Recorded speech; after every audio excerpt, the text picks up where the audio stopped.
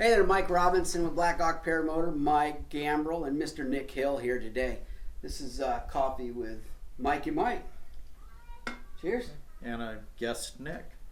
Your coffee today is pretty damn good, honestly. Is, Yeah, is that Italian stuff? No, this is the Sonora one that I've been getting lately. It's a French roast. It's gone organic. Yes, it's good. Jeez, yeah, it is. It's pretty tasty. Nick, you like your coffee, man? Yeah, it's fine. Nick, here's one of our students. How old are you, Nick? I'm 68. I mean, I thought he was a lot older than that. Look at his cup. Hey, Senior moment cup. respect over here, guy, for you youngsters. Yeah? Respect your seniors a little bit. Nick's from Canada. Aren't you from Canada? No, Northern Idaho. It's almost Canada. I've been in Nick's neck of the woods, and it's damn cold up there. What city? What city you live in? The nearest town that's recognizable is Bonners Ferry. Bonners Ferry. Yeah, which is about 25, 30 miles south of Canada in Northern Idaho. Do people have teeth up there? Well, of course they do. Wood It's not ones? Canada. Which ones? It's not Canada. Nick's been here for a while. We've all become quite friendly with Nick. He's a great guy. Nick purchased a LowBoy 3 with the Aero 1000, and this was your instructor, right? Yeah, Mike was the instructor. I'm surprised you guys lasted that long. Yeah, no. No, Mike's a good guy. He did a good job. He did a good job. I think he was very excellent, always very encouraging, and always kept us going even when we were a little down. There were some times there in a few days where it just didn't seem to want to click, and I know myself and the other students that were other guys with me, we had some real questions, some real confidence crisis there that whether we're going to be actually able to do it. But Mike encouraged us to hang in there, and we said if we just kept going, we'd get it. Let me stop you for a sec. What do you mean you guys were not sure whether you were going to be able to get it? That was a class that was a little bit up there in age, right? In low 60s? Yeah, it was, all three of us seemed to be having a little trouble controlling the glider, especially with we were taxiing under power. We'd get a good run, maybe two good runs, and then we'd mess it up, the gliders would go off.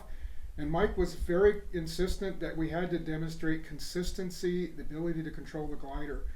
And I can only really speak for myself. There were a couple days there when I was about just this close to saying, okay, I'm done. I'm going to go home. I've got to sell this stuff. It isn't going to work, But Mike Gamble always encouraged us that we were just that close if we just kept going. So I stayed a little longer afterwards. And it just took like 2 extra days. And finally it clicked. Just one little thing, and everything started moving. We went from disappointment of not getting it to everything was great, and we went. Yeah, but you guys also had some not so great of weather. We had some windy. There were a couple of windy days, yeah. You built some momentum, and then wind knocked you off your track, so to speak, and so it's not necessarily just you guys. I think that the conditions weren't exactly perfect at times either. Well, it was really just a case of going through it, and you think you're doing things right and things just aren't working. You don't really realize what you're doing wrong. But for me, it was just that moment when I just come down and taxiing and just a little bit more brake pressure, and then it clicked. I hadn't really felt that pressure before, but once I started to feel that there was really that just a little bit of pressure, everything just started going easy. Still managed to mess it up now and then, but still so much better. And talking to some of the other guys, it really helped when Mike gave you guys flight demonstrations as well. Right? Yeah, it was both good and a little frustrating. You'd work on it so hard, you're trying to get up the glider and everything's steady, and then Mike would show you, and it was like absolutely perfect every time. It was never a bobble in the wing or anything. He just started up, let off the power, go into what we call the He-Man position with his hands, and everything just rock steady down the runway. It's like, well, that's the way it's supposed to work. Why isn't it working for us? Obviously it's us. It's time and repetition. Yeah, and it is. And listening to all the advice that's given as we do it. Yeah. You guys did well. What'd you do this morning?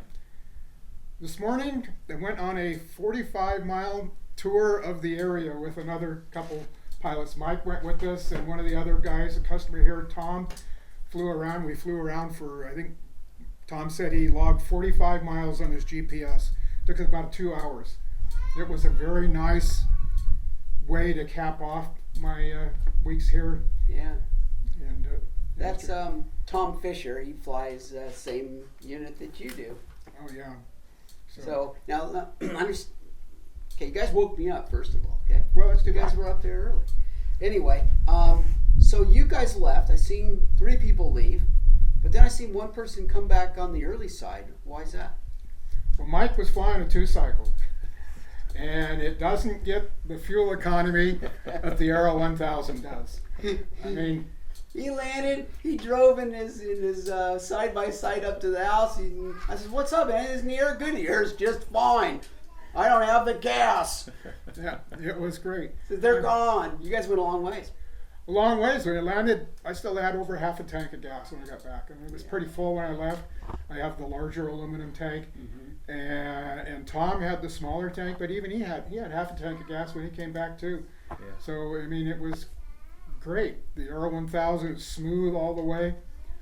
It's really, really nice. Are you glad you purchased that machine? Yeah, my kind of feeling about it is if you're a wheels flyer and you don't have the Aero 1000, you're going to be wishing you had every time you see it. It is smooth. It's got a roar to it when you put full throttle, but most of the time it's just smooth humming behind you. And it's just very, very responsive and very nice. What would you have to say for other people your age? Because I've heard lately a lot that there's certain schools that will not train anybody over the age of 50.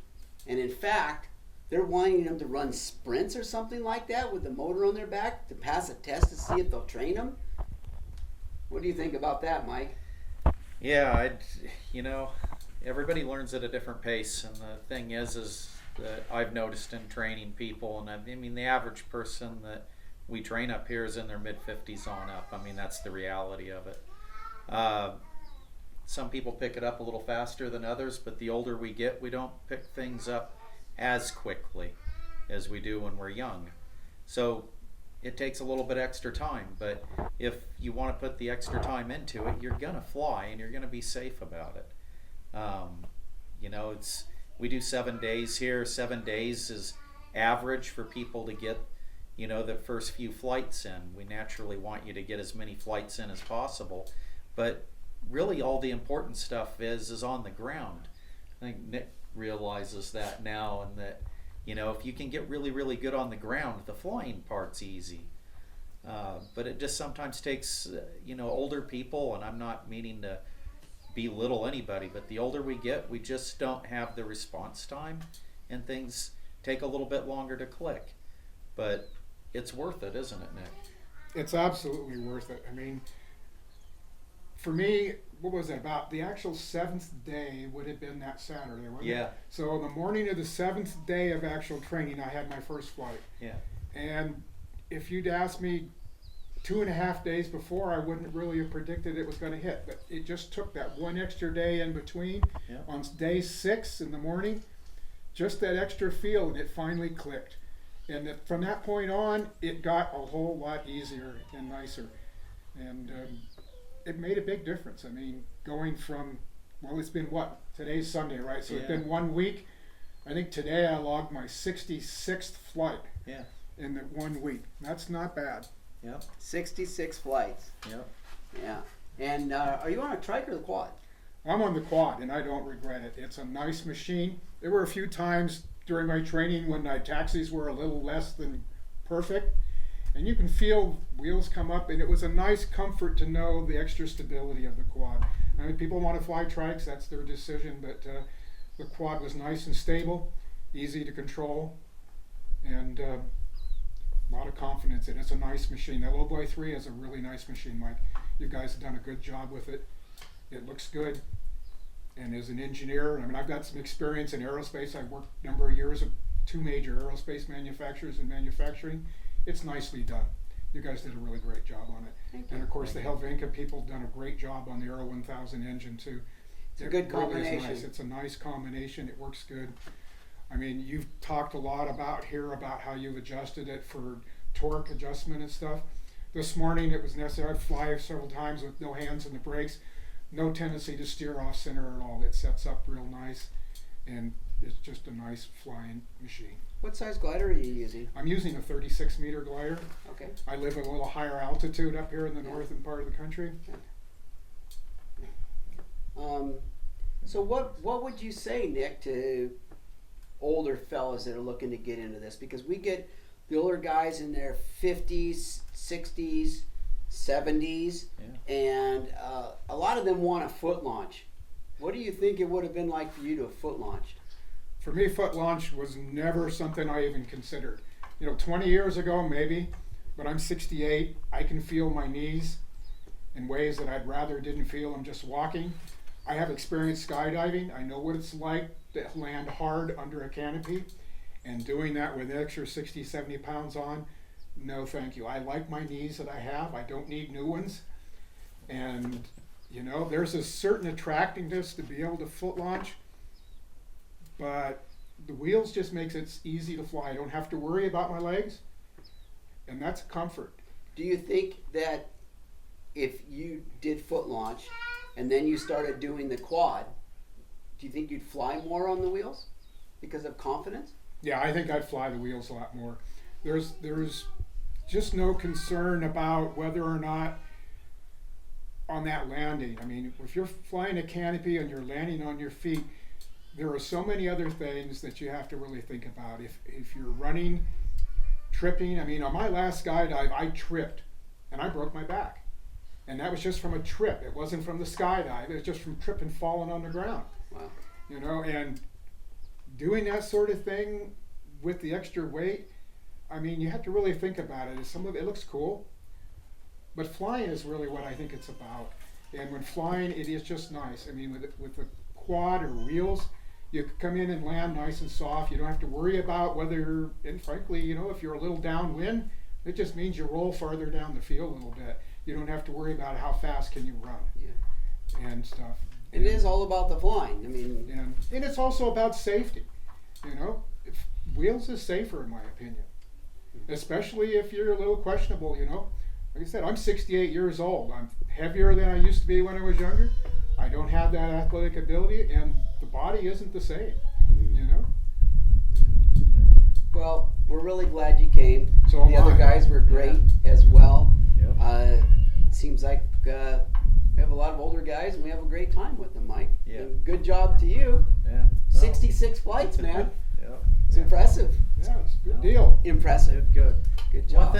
One thing about this, and it's like I was telling Nick and Brent and Todd, that we go through this repetition until we get it right and have some very good consistency. It's just kind of my style. If you're extremely consistent on the ground, the flying part really is easy. Just sometimes it takes a little longer to get there. And Nick, beautiful, over 60 flights. Brent's coming back out in a couple of weeks, and he's going to nail it too. Yeah, he was in the same He was situation. right about He's where I was. Just had to go back to work, not being retired. Exactly. Right. Exactly. He was so close. So it was a great trip. You had a lot of flights. You're happy with your equipment. You're happy with this guy right here. Absolutely. Thank goodness. I was about ready to fire him there. Yeah. Anyway, so how would you summarize your experience at BlackHawk? And really, this isn't about a sales thing, you guys. It's really not. Just wanted to hear the real deal. Yeah. No, it was a good experience. It took a little, as we talked about, to get through it, but sticking with it, and it was definitely worth doing. I mean, if you want to do this and you can afford it, don't let being an old guy stop you. There's nothing wrong with, I'm 68 years old. I'm not an athlete by any means, and it's doable. All you got to do is want to do it and keep working at it, and it'll come. And then you'll be able to rack up dozens of flights just like I've done it last week. Mm-hmm. And you'll be able to do what you wanted to do. You can fly the way you want to fly. And going a 45-mile cross country with another guy. Yep. You guys went over, 2 mountain ranges? Or maybe not mountains, you guys, but pretty significant 2 ridge hills. lines. Two ridge lines, Yeah. yeah. That was great. Yeah. It was all smooth? Not all smooth. No, there was some bumpy. That was a little interesting. There was some bumpy parts. It was a little frustrating. It's like watching Tom cruise 3 feet off the ground next to a barbed wire fence, and this wing was just rock steady smooth, and I'm maybe 30 feet in the air and maybe 50 yards off to his left, and I'm going bouncy, bouncy, bouncy, bouncy. It's like, what's going on here? But you know, it wasn't anything to be concerned about or anything. Just fly through it and relax and enjoy the experience. Your flight this morning was smoother than your flight home tomorrow. Your drive home tomorrow. Yeah, I'd be a lot less worried about fuel. Tomorrow the mileage won't be so good. Anyway, I'd like to thank Mike. He does a great job. If you guys have any questions for any of us here, please give us a call. And Nick, it was great having you here. Well, thank you. Pleasure. It was really Yeah. great being here. Yeah. It was great meeting both of you and the experience. Likewise. Yeah.